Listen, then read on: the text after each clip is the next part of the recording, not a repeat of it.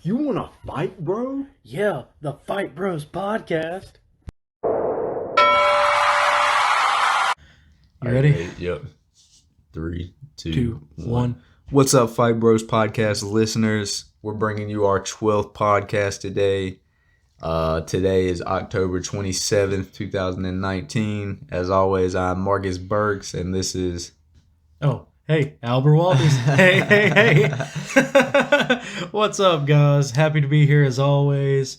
I can't believe we're 12 episodes in already. I mean, 12 weeks, 12 episodes. It's crazy. Moving It's on, flown man. by, man. We've officially been doing this for 3 months. Oh, yeah. So, I mean, we're catching up to you, Rogan. Yeah. Oh man. So we had, what was it? UFC. Yeah, this is gonna be a What was good last podcast. night? We got a lot of very interesting stuff that happened within MMA in the past week. I mean, this is probably the most like action packed week of like just stuff going on we've had to talk about. So this should be a good one today, guys. Yeah. So last night was UFC what? Fight night 162, I think. Fight night 162. It was in Singapore. Singapore. Singapore, yeah. Singapore. Singapore. No, Singapore. Oh, yeah. I just won't pronounce that no more. So the main event, Damian Maia defeated Ben Askren via third round submission. That was a tough one, man. Like this was. I know you wanted Askren to win. Yeah. So this fight was being booked as the best grappler in the MMA in the whole world of MMA. I mean, this was a very exciting fight to me, and it made me respect grappling more. I truly enjoyed this fight. Yeah. Just because I feel like they kind of showed like, oh, grappling can be exciting. Yeah. Which, I mean, sometimes it's not. Yeah. Sometimes we've seen just boring grappling matches, but these two guys showed, like you said, showed how it can be interesting. Yeah, and it was very interesting that coming in, everybody was just like, well, Ben Askren's just going to take Damian Maia down. Maia's going to try to do stuff off his back. The first 2 rounds, man, these two guys were standing striking with each other. Yeah, I know, and that was a surprise to me, and I think just about everyone else. I mean, obviously, Damian Maia had the striking advantage on Askren, but Askren showed that he's been working on his striking at Rufus Sport. He's working with Duke Rufus. He's got Tyron Woodley helping him on his striking. He showed some promise at times with his striking. Yeah, and I know this is his second loss in a row, but it wasn't like a devastating loss. Not like his last fight. This was just a regular fight that we see a lot of people do. You come out, you fight, you do a good job. The cards just weren't in your favor. So I think with that, I don't think he's out of the UFC. I felt bad for him, man, because he was winning the first 2. He was winning up to that point. Was that like on the scorecard? Yeah, on the score. According to the UFC scorecard, the 3 judges that were judging had it tied going into that submission. But according to Global Scorecard, which is just like professionals that run this like global scorecard, they had Askren up. Yeah. Going into that 3rd round, which I liked his strategy. It seemed like he was standing striking for a bit. Then he would take Damian Maia down, that last 2 minutes of the round, kind of stay safe. But, dude, Askren got into a lot of submissions, man. I think he got into an armbar one time. Yeah. He ended up getting out of that. He was in a heel hook one time. Yeah. Like, just the way that Askren was getting out of those submissions, like, I'd never seen that it was a pleasure to watch. That type of grappling, exhibition that they put on, because usually when guys get put in a submission, we see them squirm and then they just get tighter. But Askren and Maia, when they would get in trouble, we just kept seeing them rotate to different positions on their opponent. And I mean, that was just very exciting to watch. Yeah. Oh, I agree completely. It was a very interesting match. I know last week we said that if Askren loses this, that might be it for him in the UFC, but I think with how he performed in this fight, I don't think we're going to see him, leave the UFC anytime soon. And I completely agree with you on that, because I said that last week, and I truly believe that if he lost, he would be out of the UFC. But I just felt like he showed a lot of promise in this fight that he can still be a top 10 welterweight. He was number Yeah. 10. I actually think what's going to be next for him is I had him possibly fighting. He's going to fight somebody in that 10 to 15 range. You think so? I think, yeah. Yeah, they're probably not going to give him not a that. top 10. Yeah, not He's a gonna top get, 10. Yeah, so Yeah. I was thinking possibly he could face Gunnar Nelson in his next fight. I guess that's the problem with me, man. I don't think I could tell you a single person who's passed, ranked. I was lower looking than at the 10 rankings in the yesterday. So welterweight. Ben Askren was ranked number 11 yesterday. Damian Maia was ranked number 10. They're not going to change a whole lot. No. Number 12 is Anthony Pettis. Him and Ben. Oh, he's 12? Him and Ben Askren are teammates. That's not going to happen. We could possibly see a Robbie Lawler rematch. Robbie Lawler is number 13. Is he really? That would be Wow, interesting. That would be interesting. And Gilbert Burns. He's not too popular of a name right now. I can't say I've ever heard of him. But he's number 15th. He's a really good grappler. He was at the fight last night cornering somebody, and after the fight claimed that he wants Ben Askren next. So I still feel like there's exciting fights in there. And yesterday it was funny. Dana put on or Ben Askren put on his Instagram page, he was like, "Sorry guys if I let y'all down." He was like, "I let myself down." And Dana White commented on it and was like, "You didn't let anybody down." He was like, "That was a very great fight." Yeah. And then somebody commented, just a random fan, commented to Dana White, and they was like, "Wow, how you feel about trading Mighty Mouse now?" Trading Mighty Mouse for Ben Askren now. And some fan commented, and they was like, "What are you talking about, man?" They was like, because we traded Mighty Mouse for Ben Askren, we now have Ben Askren's fights were the most like exciting fights, like the hype and build up. Like, so they were saying, if we didn't have Ben Askren,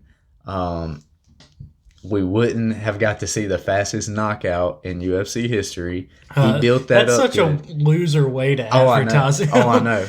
And so we wouldn't have seen that. We wouldn't be getting this BMF belt if it wasn't for Ben Askren. Nate Diaz and Masvidal would never be fighting if it wasn't for Ben Askren. And they was like UFC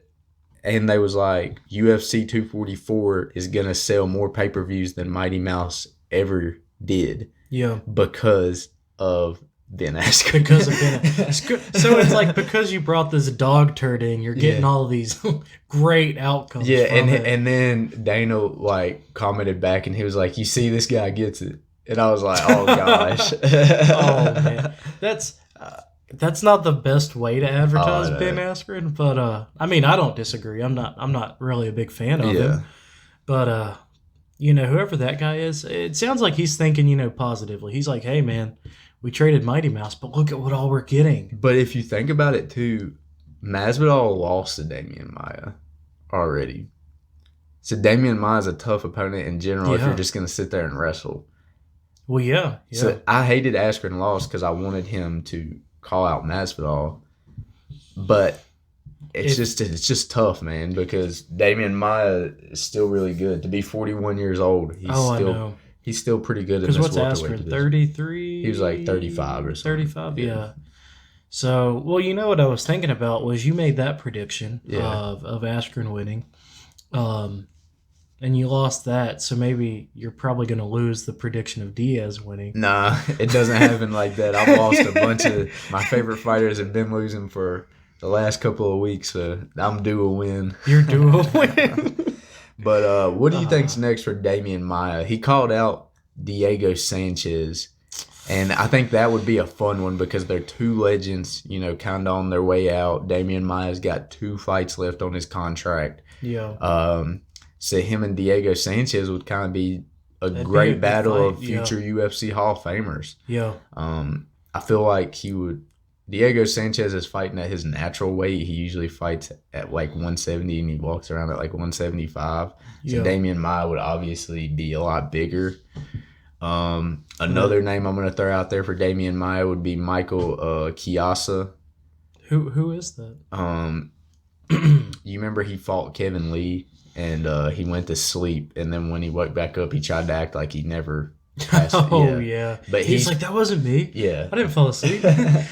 but he is in welterweight now. He I think he's had 2 fights in the welterweight division, so that would be a good one. It would be kind of another good grappling match. Not as good as Ben Askren versus Damian Maia, but I think that would probably be a better setup for him. Yeah. But I think that would actually, if he's got 2 fights left, I don't know about Sanchez, how many fights he has left. Yeah, he's going. He ain't got that much either. Well, I know Maia. He said this is it for him though. These next 2 fights, he's going to fulfill his contract, then end it. So I don't know if he wants to fight Sanchez for his last fight in the UFC or his next to last. Well, fight. What's pretty interesting too is Masvidal said he tweeted at Damian Maia and just said he had a lot of respect for him, and he was like, "Hey, if I beat Diaz and then I turn around and win the title," he was like, "I want your last shot, your last fight to be." He's like, "If I'm the champion, I want to challenge you I want you to challenge for my title for your last fight." He was like, "I want to get that one back." I like that, man. Yeah. Masvidal, he's a hell of a guy. Yeah. I mean, that takes a quality person right there to say, "Hey, you did great. You're definitely not like ranked as high as I am right now, but I don't care. I still want to fight you." Yeah. Like you beat me before. Rankings don't matter. Let's do this again. And that's also nice because that gives Maia a chance to end with a belt. Oh yeah. So that would, and what a hell of a guy to say, "Hey." Now, like, let's say it plays out that way. Let's say he beats Diaz, beats the number 1 contender. I mean, and then he would get the winner, fights, Colby. Yeah. Then has a belt. That says a lot to say, "Hey, I want to risk this belt on you." Yeah. Because I just want to get that win back. Mm-hmm. That is respectful. That is very respectful. I've you've got to love somebody like that. Yeah. So speaking of our UFC 244 main event, man. Woo! It's been a week. Yeah.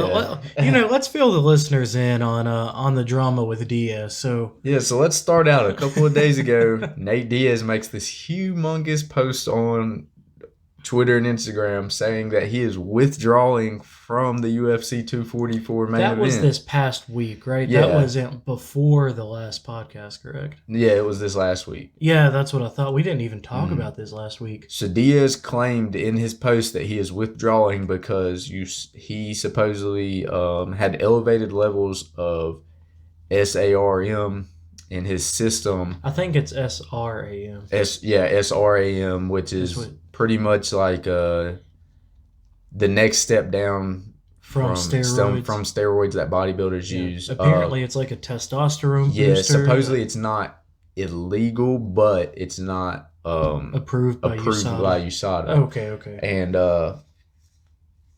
before we get to talking about how they got it worked out, UFC and USADA still wanted him to fight. They said we would figure it out after the fight. And Diaz was like, "No, we're not doing that." He was like, "I'm not going to sit here and win this fight, and the next day y'all release this and try to make me look like a cheater when I'm not a cheater." Yeah. So I respected the way he went about it. He didn't let UFC or USADA kind of control what he did. He went ahead and said it up front. He was like, "It must have been a tainted supplement. I don't take steroids. I'm vegetarian. I take all plant-based supplements that are lab tested." He pretty much just put it out there up front. Like, I feel like you should. Yeah. If you don't have anything to hide, then, and he changed the path for the way fighters are going to handle this situation. Yeah. I wonder, this is a side note, but I wonder what his thoughts are on the Impossible Burger, where he's a vegetarian. Oh, yeah. Because I'm sure he probably tried stuff like that. Yeah, most people have, but some people say it tastes just. Yeah, just I've been like wondering about it. Yeah. I have too. Man. I used to be a big Burger King fan, so. Yeah. Back when they had the ball pit. Yeah. Oh, okay. Well, yeah, I wonder that. Yeah. Because you have some vegetarians out there who they'll eat plant-based meat alternatives, but then you have other vegetarians that are like, "No, I don't want to eat something that mimics meat because then that would want you. That would make your body continue to crave meat. Oh yeah. I mean, because it is a natural thing we eat. We've Yeah. always eaten. But if you choose to get that out of your diet, but you're eating something that mimics it, you have a lot of vegetarians who are like, I'm not going to eat that because that's going to get them to want to actually eat meat. Yeah. So I don't know. I wonder what his stance is on that. Yeah. I mean, Whedon, like everybody knew he was clean, and Yeah, I mean, of course. everybody knew he wasn't. That this couldn't have been true. Does USADA test for pot? Well, it's legal in LA. In LA. So the LA the commission in LA lets it. That's they'll let you fight with that. Okay. Yeah. Yeah, but if you tried to fight in Virginia, you would have to be clean of like marijuana for like a week or 3 days or something before the fight. That's nothing. Oh, I know, but yeah, but it's like different commissions have different. I feel like that should be nationally regulated. Yeah. On because that gets tricky. Yeah. Kind of like if someone drives to Colorado, smokes pot where it's legal, but then they come back into Virginia and get drug tested where it's illegal.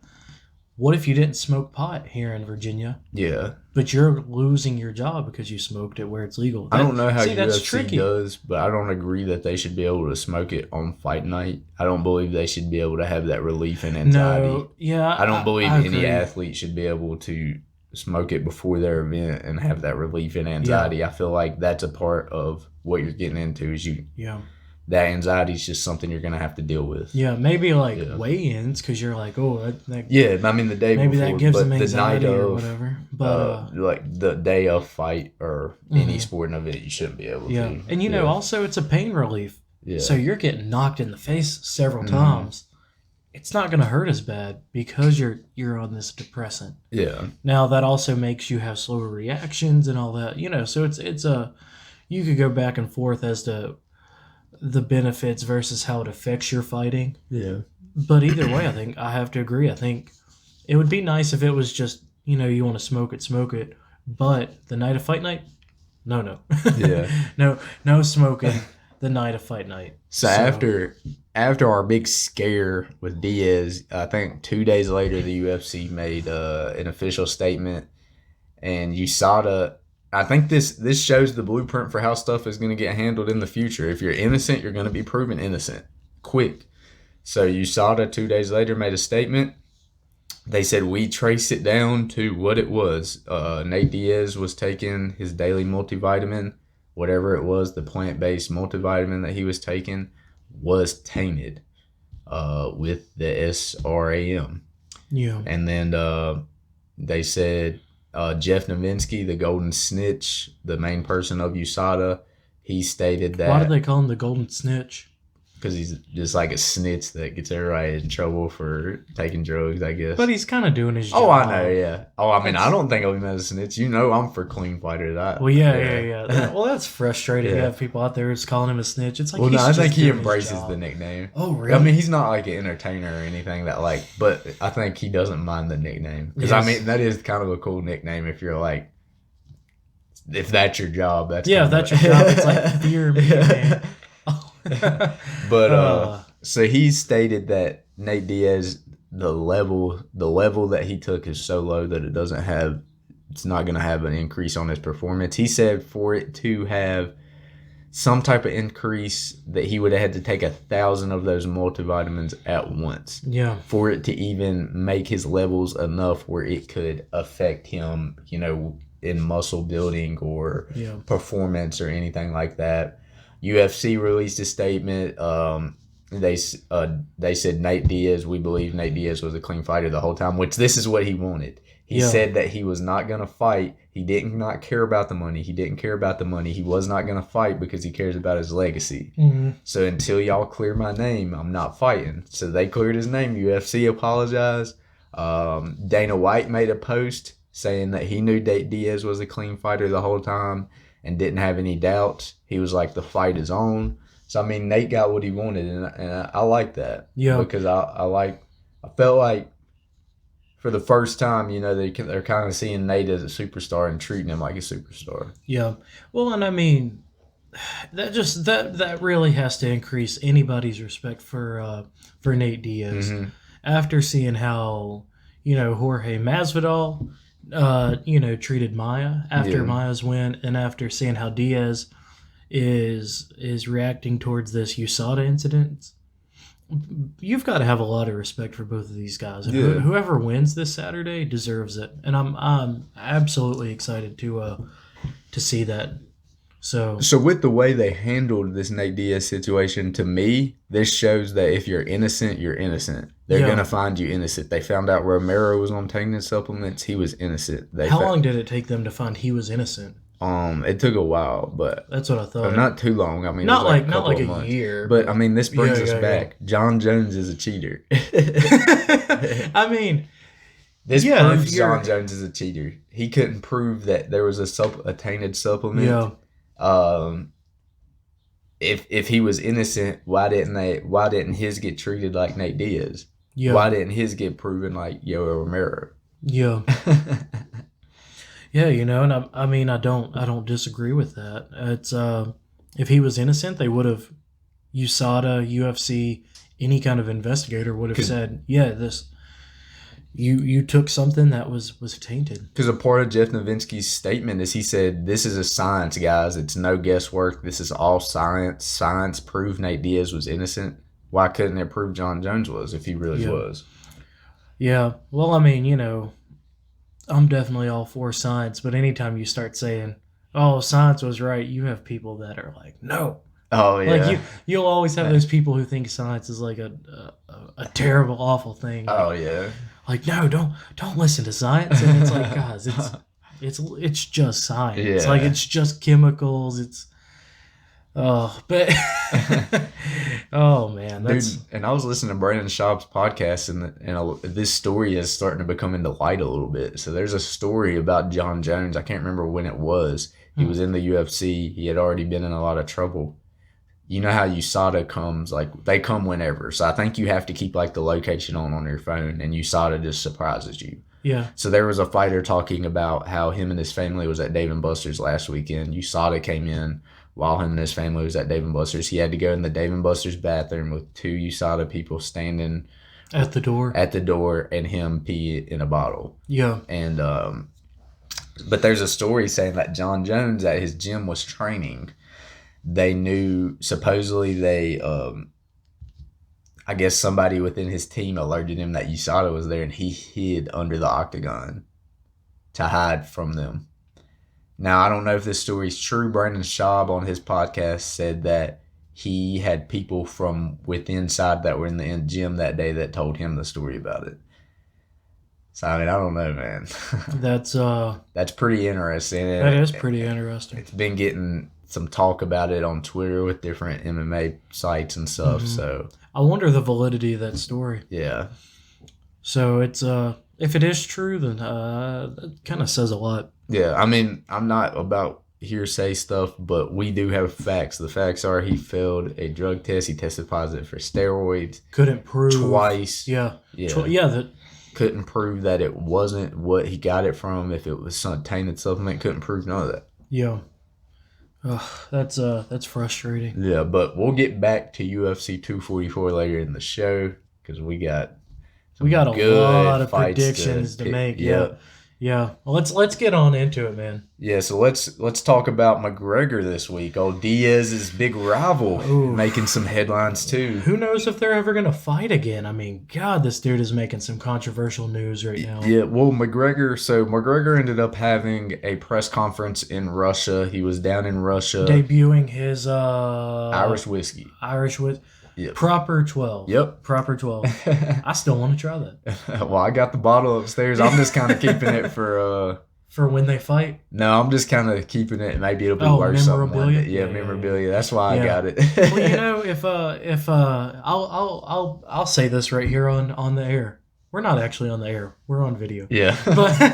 But I'll say this right here on our podcast is if McGregor and Diaz fight again, I'll go buy a bottle of proper 12. Oh Just to yeah, like, definitely. just to That's like what share Joseph around. said too. Yeah, Yeah, yeah, we yeah. would definitely have to have a bottle for that Yeah, yeah. fight. Then I mean, I guess in Diaz commemoration, we'll have to have marijuana. Oh Yeah. yeah. Oh man, that's funny. But at this Uh, press conference, he just released a lot of stuff. He just yeah, he said that he's been wanting to fight. It's the UFC and all like their politics and stuff. I don't believe that. I know he actually said that he wants to fight 3 times in 2020. Yeah, and his first fight is January 18th. Yep, he said he's fighting January 18th, That's 2020. Martin Luther King Day. Isn't it? Huh? I'm not sure. I think it's like because mine and Brandon's birthdays. Then it's like that next weekend. Oh, okay. So I think it's like the 19th or the 18th or something like that. So, or it's my cousin's birthday. I don't know. Yeah. It's like 16th Brandon, 17th me, 18th and 19th. I think Bryson's one day. Then Martin Luther King Jr. is the next day. Okay. Yeah. So celebrating Martin Luther King Jr. Yeah. Day with Diaz. with Mcgregor. Oh, Mcgregor. Yeah, what am I saying? But he said that. So he said this fight on January 18th that we'll get into. There's not an opponent right now. We'll kind of give some predictions for our opponent. He said he's gonna fight that on January 18th. He said he wants to turn around for his second fight in 2020 and fight the winner of Diaz versus Masvidal. He said after he wins that, he wants to fight again a third time and face Khabib in Moscow. In Moscow, that takes a pair of cojones. Yeah. I don't think I would. If I was him, I don't think I would feel safe fighting in But Moscow. McGregor knows he has to win all these fights to get to that last fight, right? Well, he's got to win his next fight in January, and it's more than likely either Justin Gaethje or Cowboy Cerrone. And I see him winning that first fight in January. I see, It but I depends. do not see him getting past Diaz or Masvidal. Those two guys are dogs. I have to agree. I don't see if he gets past January. I don't see him winning either Masvidal or Diaz. Now, I'm still questioning if he'll get past January. Now, who do you think he should fight in January? Gaethje or Cowboy? Me personally, I want to see him fight Justin Gaethje. I feel like that's the fight because that's the dude that's building up, calling him out. Yeah, and Justin Gaethje said, like, oh, you want to fight Cowboy Cerrone? You want to fight the guy I just beat? Like, you don't want to fight me? Yeah. Like, that doesn't make any sense. Justin Gaethje's at the top of the division. He deserves a big either contender fight or a big money fight like McGregor. Yeah. And I think if McGregor comes back and beats Justin Gaethje, he proves that he's still got it, that he's still one of the main guys in the UFC. Yeah. But what's interesting is Cowboy. So there's been rumors out that per Duke Rufus, which is Anthony Pettis' coach, said that Anthony Pettis and Cowboy have verbally agreed to fight each other on a certain date. That would be a good fight. But Cowboy Cerrone the other day on Twitter posted a bottle of Proper 12 beside a bottle of Budweiser. Yeah. So he obviously is hyping up the McGregor fight. Yeah. So it's kind of hard to tell who McGregor's going to fight right now. I want to see Justin Gaethje. I think Justin Gaethje deserves that fight. Yeah. How do I see it going? I don't feel like Justin Gaethje's the accurate striker that McGregor is. I have a feeling McGregor would get by that, and I think that's why he wants to come back against Cowboy or Justin Gaethje because he knows it's a winnable fight. Well, I mean, I guess arguably any fight you fight in the UFC is going to be a winnable fight. Mm-hmm. But I don't know, man. Cowboy, he's not been doing his best lately. Now, I don't know if that's because he's getting older and he's more focused on his farm work and his family and his son. And Justin Gaethje, like you said, he's not as accurate of a he doesn't throw accurate. I just feel throws. like if Gaethje doesn't hit you with that power shot that knocks you out, I don't know how he would fare in a fight with somebody that's on that elite level like McGregor. Exactly, because his way of fighting is knock out or be knocked out, and so it's I'll throw my chin out there just to throw a harder shot. So he's not a conservative die by fighter. the sword. What? I said live by the sword, die by the sword. Yeah, exactly. So Justin Gaethje, I think it's a potential win. Mm-hmm. It's just that's obviously the tougher out of the two is Justin Gaethje. I don't know because it's with inconsistency. it brings a different level of toughness Yeah. compared to Cowboy's level of consistency. Yeah. Because Cowboy, he's such a technical fighter. He's such a great fighter. He has great can go on great the ground. combos. Yeah. He's good on the ground, good standing up. Yeah. He's not had the best. He's not won his last few fights, but I think that brings a different level of difficulty compared to Justin Gaethje. Yeah. So because you know what you're expecting with Cowboy, but he's a hard opponent to face. But you also know what to expect. Now Justin Gaethje, he's a little easier when he's easy, but when he's hard, he's a hard person to face because he's throwing haymakers left and right, and he's not safe about it. He's sticking his chin out there. He doesn't care to get knocked out. He's gonna knock you out if he can. Yeah. So it's I think both of them are difficult in their own way. Yeah, so I mean, this will be very interesting to see how this played out because I don't know if I already mentioned, but Dana White confirmed that McGregor has supposedly signed a contract to fight January 18th. They said there wasn't going to be a pay-per-view on that date, but they are now making a pay-per-view on that date because Conor McGregor wants to fight, so they're going to make a pay-per-view revolved around him, which of course. I think that's okay. I don't even think there was going to be a January pay-per-view, supposedly, but now there is. So, I mean, that's not bad. Well, they're having a pay-per-view like 3 weeks before that, at the end of December. Yeah, that was the thing. I guess they weren't going to have one in January. They might have had one at the end of January or beginning of February. Yeah. So, well, I guess they're doing this now. Yeah. So they've got McGregor on the 18th. They haven't announced his opponent, right? Because nobody has signed that contract. It would have to be coming soon. I would expect an opponent by the middle of November. You think so? Yeah. I don't think you're wrong. So I mean, they got to do fight camp and stuff, and Dana White's got to promote this. He needs to at least take a good month and a half and promote it. Oh yeah. Well, I mean, whoever's fighting McGregor in January, I think they know it now. Yeah. So I think they're going to start training. It just won't be advertised until after the 244 card this weekend. Oh yeah. So I think after this card or beginning of November, well, I guess this card technically is in the beginning of November, but I think sometime after this fight, we'll hear who he's facing, but I think that opponent probably already knows. Oh yeah, so it'll be interesting to see how this plays out. We'll definitely be keeping up with it. Yeah, within the next couple of weeks. Yeah, but it's Did you want to talk about the controversies with McGregor? Oh yeah, I forgot about that. I'm glad you reminded me. Yeah. So the thing about this is, McGregor has 2 sexual harassment accusations against him right now.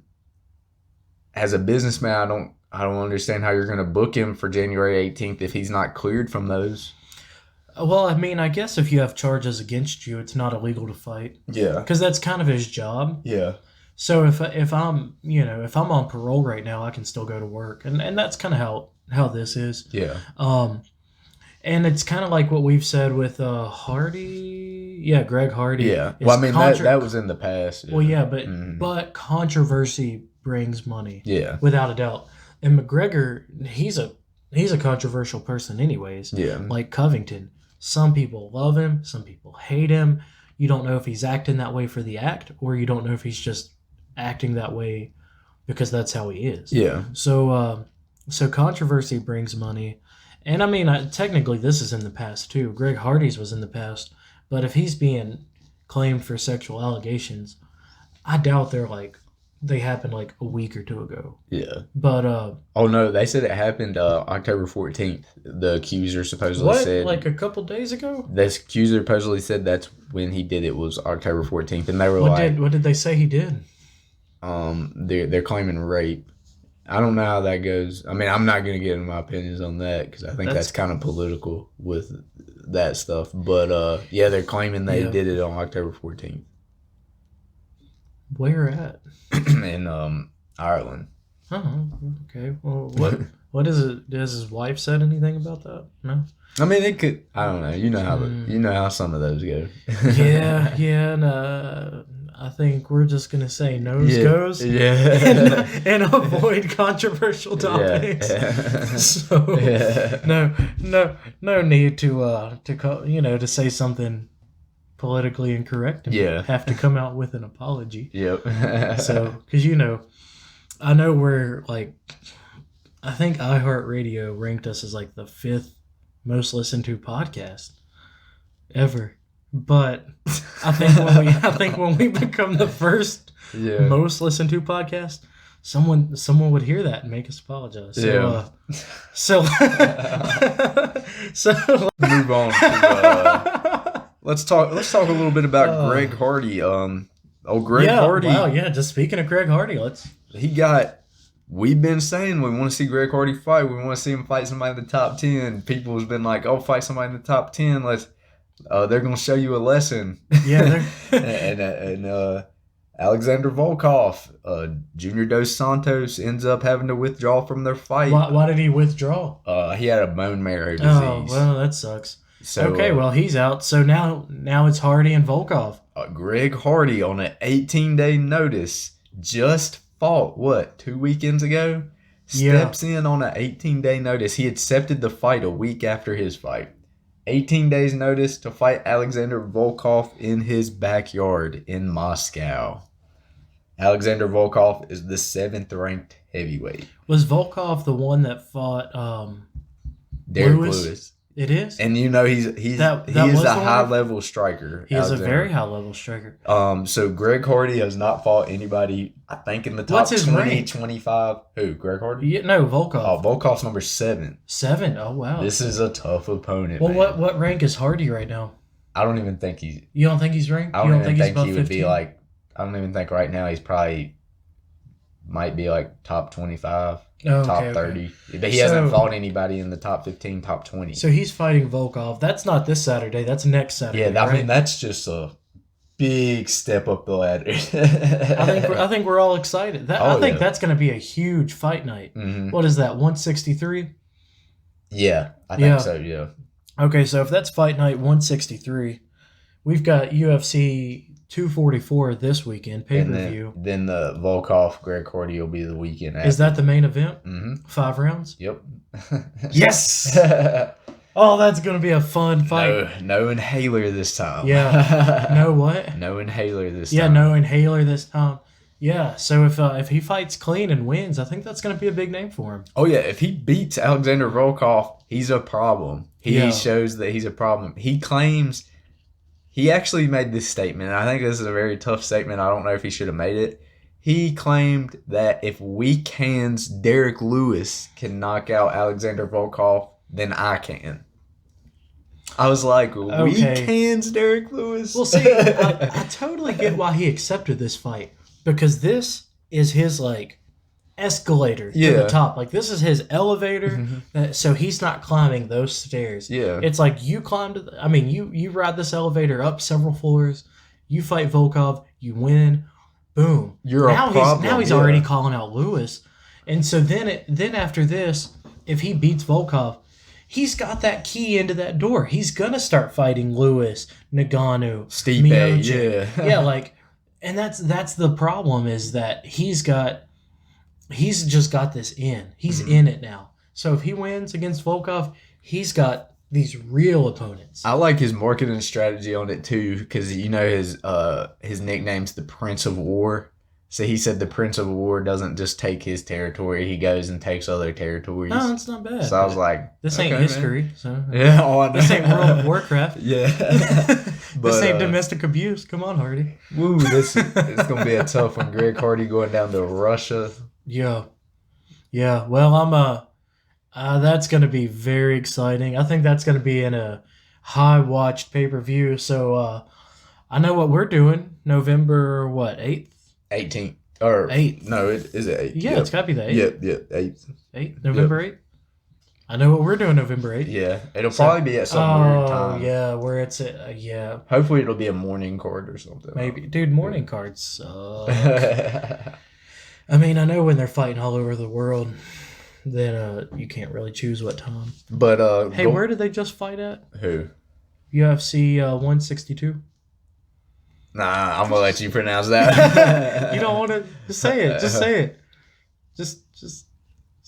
Where was it? No, Signal 4. Whatever. Just it's Singapore. Singapore. Singapore. I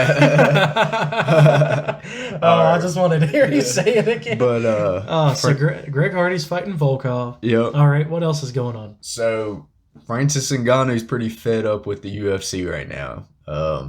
They're not booking him for any fights, man. Yeah. Francis Ngannou, I think his last fight he knocked out Junior Dos Santos way back in like May, April, something like that, and he hasn't fought since. Yeah. He wants to fight. Well, they might schedule him against Hardy after next weekend. Well, he offered to step. You can go ahead and explain. Well, I was going to say, here was the controversial part, was they offered Ngannou to fight, was it Volkov? Yeah. They offered Ngannou to fight Volkov, and Ngannou said, well, I kind of need more than 18 days to be prepared for this, so he wanted let's move it to the next pay-per-view. December 14th. December 14th pay-per-view, and the UFC was like, no. And so now I guess that's a problem that we see with a lot of UFC fighters is they're claiming they're not getting fights, but they're also not picking up with what they're being offered. And now not every fight is offered within 18 days. So some fights are just fairly offered of like 2-3 months out. You have enough time to train. But I guess where he's like, no, I'm a bigger name. I'm not fighting in 18 days. That's what fighters do when they're trying to like build themselves up the ladder. Yeah, and see, he claimed too that UFC told him that they didn't like try to pursue him or anymore to take it because they was like, honestly, this is a step down for you.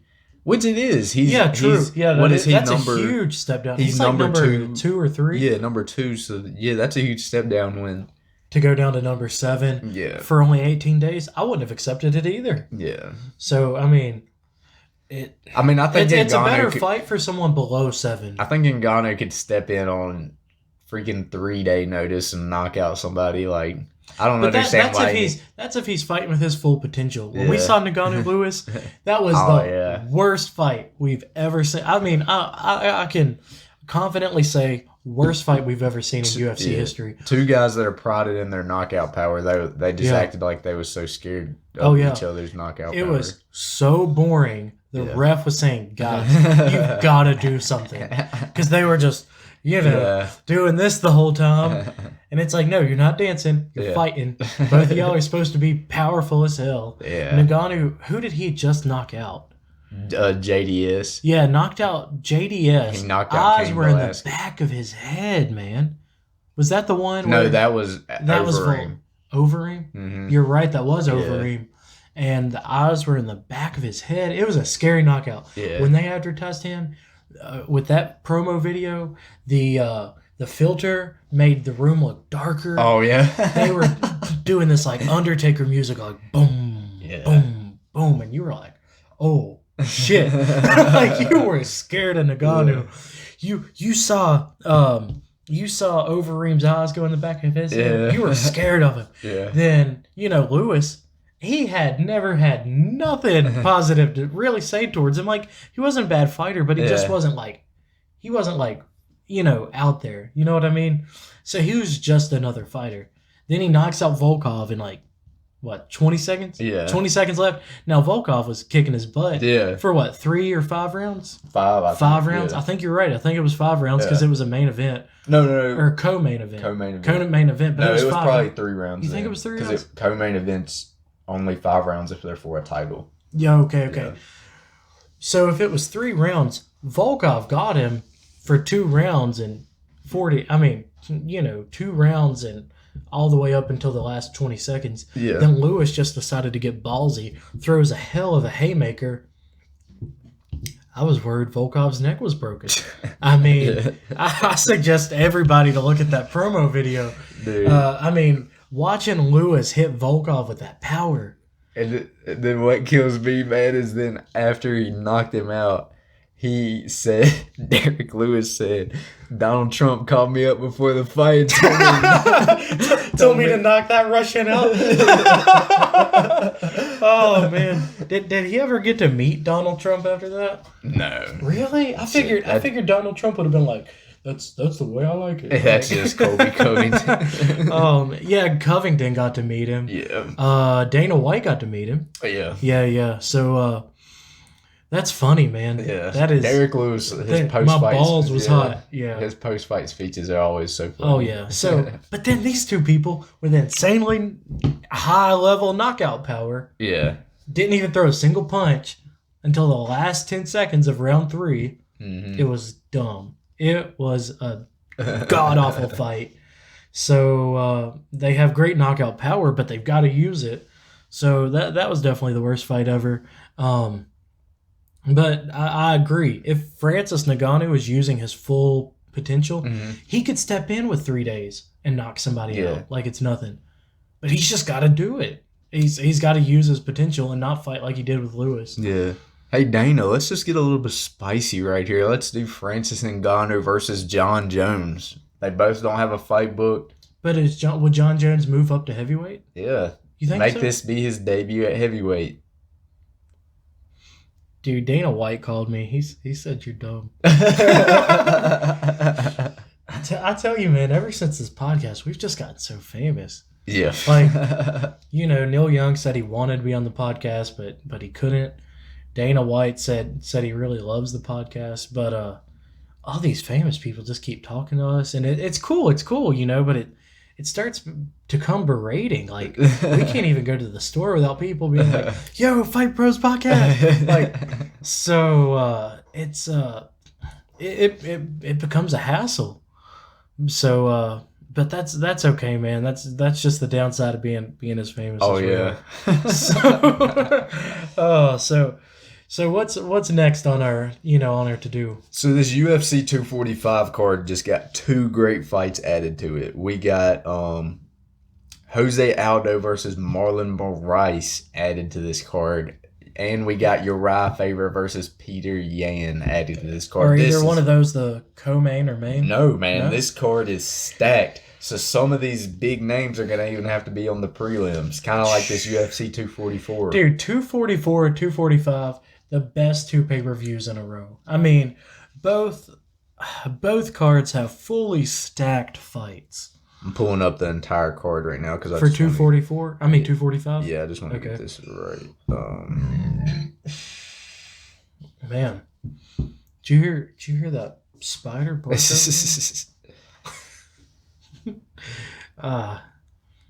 So we got. I know for sure the main event is Colby Covington. Here it is. Main event's Colby Covington, Kamaru Usman. Co-main event. Exciting. Yeah, so we have 3 title fights. So 3 5-round fights. 3 title fights? Yeah, 3 5 rounds? Yeah. So when is 245? December 14th. Oh my gosh, I want that to be sooner. And so we had Kamaru Usman, Colby Covington, main event for the welterweight title. Co-main event, Max Holloway versus Alexander Volkanovski. For the featherweight title. Women's bantamweight title bout, Amanda Nunes versus Germaine de Randamie. I don't know how to pronounce her name. Germaine Randamie? Gilliam. Yeah, dude, I think you said that better than I could. Women's. So then we also have Matt Brown legend Matt Brown making his coming out of retirement to fight Ben Saunders. Adding to that, we got Jose Aldo, legend, facing Marlon Moraes. Number 1 contender implications right here. The winner of this could be next for Henry Cejudo, Triple C. Also, we got Uriah Faber versus Peter Yan. Top contenders facing again. The winner of that could be next for Triple C. Yeah. So, dude, that card's awesome. I mean, it's crazy that we're going to be opening that card with probably with like Matt Brown. Yeah. And I mean, usually we would have to, that Matt Brown would be like on a fight night co-main event or something, Yeah. So that one's fun, man. The UFC is really putting out some good pay-per-views with UFC 244 and 245. Yeah, that's exciting. So what else do we have going on? So we're getting right into it, man. Breaking down, doing our predictions. UFC 244. It's finally here. 244, man. Nate Diaz versus Masvidal. It's Finally freaking here. BMF. Yeah. It's gonna be a blast to watch that. Oh yeah, and we'll do our predictions for Nate Diaz Masvidal last. Yeah, we're gonna work from the bottom up. Yep. Yeah. So who's at the bottom? So we'll start out with the main event of the prelims: Corey Anderson versus Johnny Walker. I love this fight. I think Corey Anderson is number 7th ranked. Which weight class? Light heavyweight. Remember, Okay. I said I think the winner of this fight should be at Don Jones next. Yeah. And I know Corey Anderson's number 7. Then Johnny Walker. And Johnny Walker's number 13th or something. You think a 13th should go all the way No, up to Jones? but I was looking at it, and the way the division is kind of laid out. So let's see.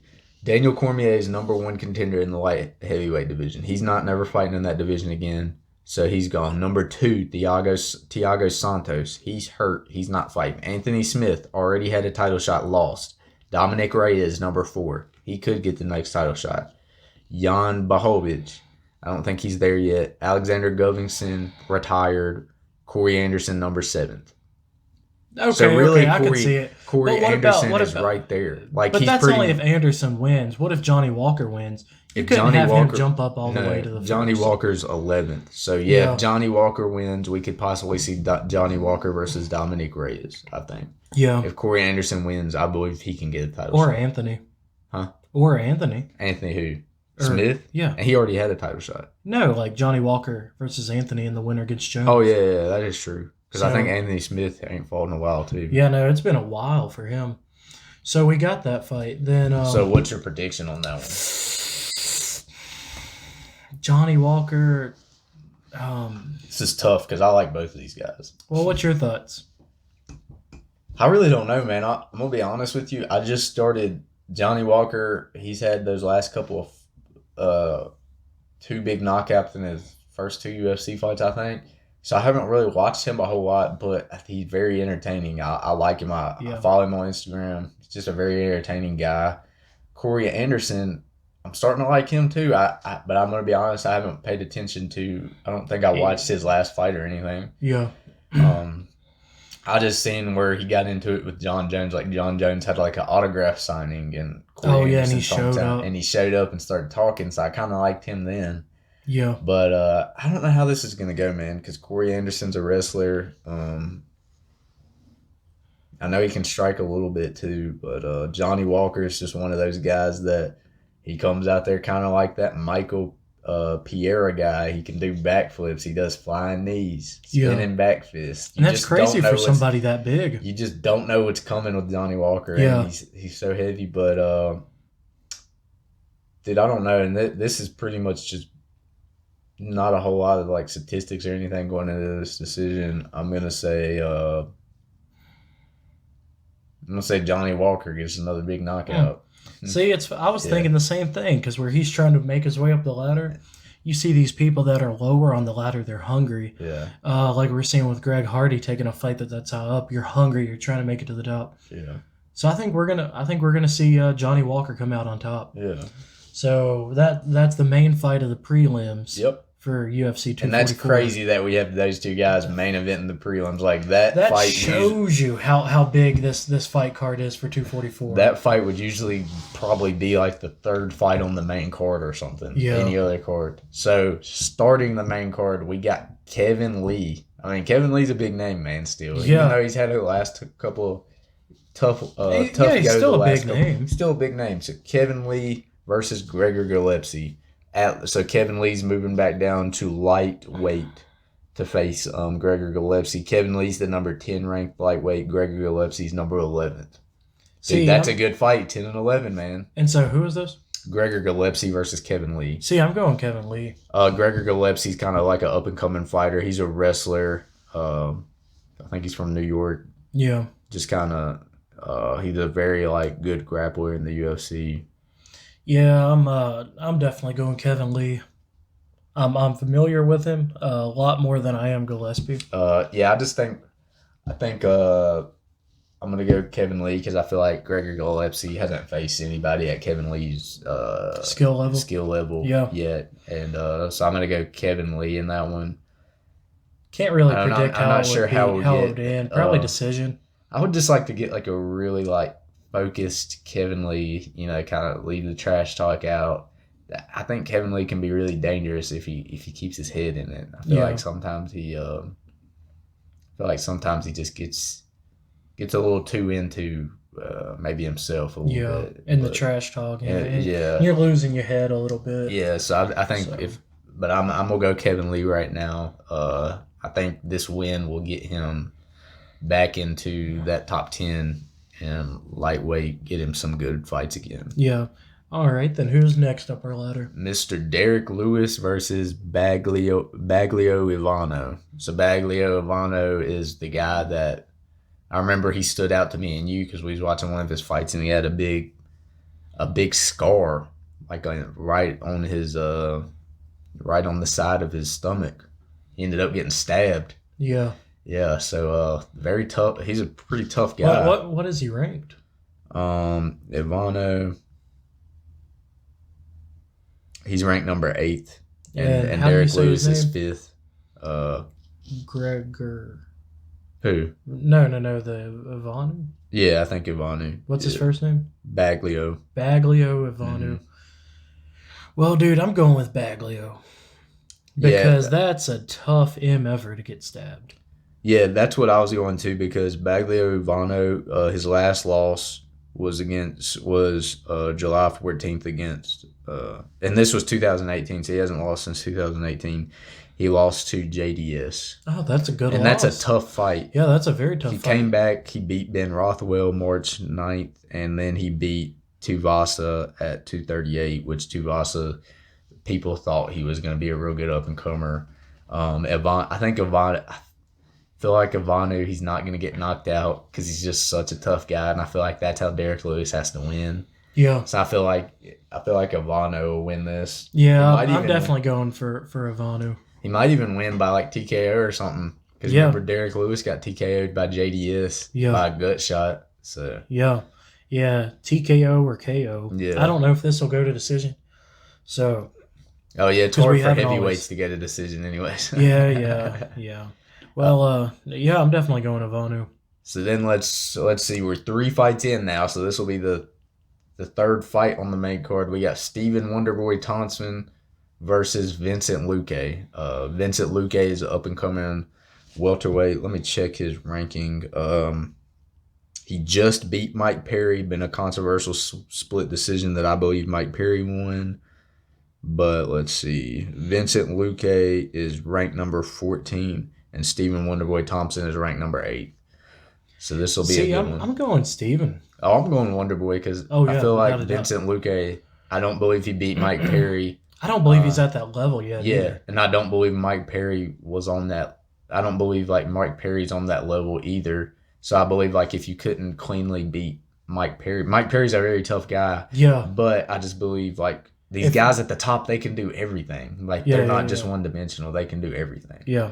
So I believe Stephen Thompson, I think his last fight was that KO against Anthony Pettis. Yeah. Where he got KO'd by Anthony Pettis, but I think he's just going to be too much for Luque. Oh, I agree completely. So, yeah, I'm definitely going Wonderboy. So let's get into the co-main event. We got Kevin Gastelum versus Darren Till. This is Darren Till's middleweight debut right here. And, dude, he's looking stout. Some of these pictures, he's not doing a weight cut this time. He's not having to do that tough weight cut. And 170 to 185, that's 15 pounds you don't have to cut. Yeah. That's going to make a difference. So let me pull. But now, if your opponent is walking around at 200, but then they're cutting down to 185, overnight they're going to go back up to like 195. Yeah, so I didn't understand this fight for Kevin Gastelum because Darren Till, this is his debut. Usually debuts, you fight like the bottom of the top 10. Top 10, if you're a big name. If you're a big name, yeah. Yeah. So I don't understand why he was pretty much just fought a number 1 contender fight against Alessandra. The winner got Robert Whittaker. But, I don't understand because he's pretty much at the top of the division. Kevin Gastelum is. So I don't understand why you would welcome in somebody that really needs to start, at the bottom of that top 10. Well, what are you thinking, Gastelum or Till? I'm thinking we saw a very high level Gaslam in that last fight against Alessandro in his Yeah, last fight. yeah. I mean, a lot of people thought, Now, when Alisonnia is Gaslam, a hard fight. yeah, and a lot of people thought Kevin Gaslam got the win. So, I mean, Yeah, I didn't, but just the fact that people think he did, that he fought that good against the champion that just knocked out Robert Whitaker. yeah. I think Kevin Gaslam's going to win. I think he's going to win by knockout because I think, Darren Till, he just got knocked out by Masvidal. I feel like that's changed, how he's going to approach stuff. I feel like that's going to be in the back of his head while he's fighting. So I think I'm going Kevin Gaslam by knockout. How are you? Think so? Oh, man, I'm kind of torn on it because Till's a great fighter. Yeah. He's again, he's hungry. Hungry, determined fighters sometimes are dangerous with how they fight, but a lot of times you see him come out on top. Yeah. Now, Gaslam's also hungry for that. So, dude, I think this one's gonna be hard to come out on, but I could see Gaslam shutting him down. I don't know if Till's gonna come out on top. Yeah. So that's my prediction. So let's get into this next one. BMF. BMF. Yes. Let's go. So we got Nate Diaz versus George Masvidal for the BMF world title. Well, since this is such a big fight, they're bringing out a BMF. You're going for Diaz. Yeah. Yeah, without a doubt, I'm going for Masvidal. So my question is, we've got to put some stakes on this. You and I need to make a bet on the outcome of this fight. Now, what are you comfortable betting? I don't know. What do you want to bet? Money or what?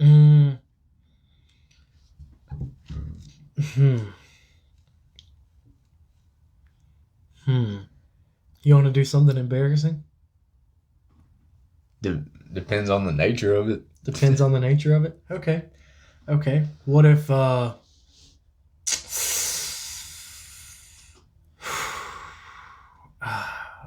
where are we watching them? Still at... Yeah, Brandon. Still, okay. I've got a couple of embarrassing things in mind.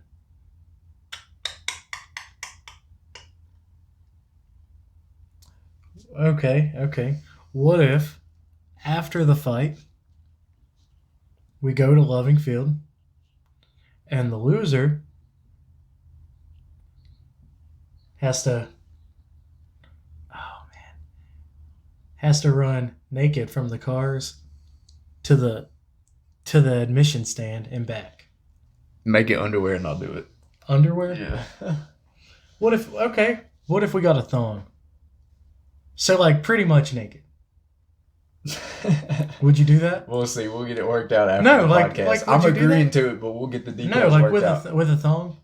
Yeah, we'll get it worked out. No, after like the podcast. would you agree to that with a thong? Probably. Like a banana hammock? All right.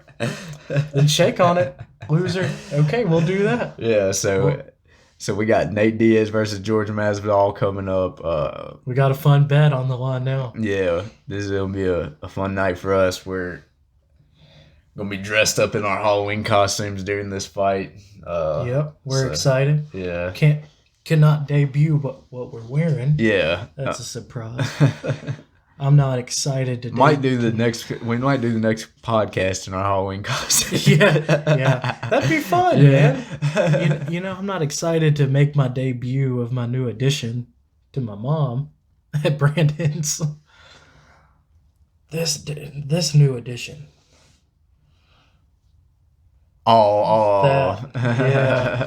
Yeah, I think she's gonna flip a gasket. Oh no, but you're good. I think Christy might have already told her. Yeah. We'll see.